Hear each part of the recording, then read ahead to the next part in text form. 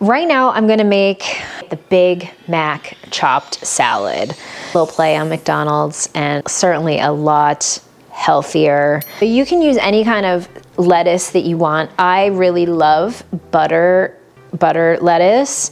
It's my favorite, but you can use romaine, whatever you prefer. Some lettuce, have some chopped tomato.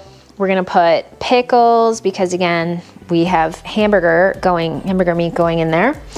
And then optional red onion. So we are going to add some ingredients to our ground beef that is cooking. We've got some mustard, we've got nutritional yeast, we've got garlic powder, a little pickle juice, and some salt. Sort of halfway through some browned meat, you are going to be adding your ingredients.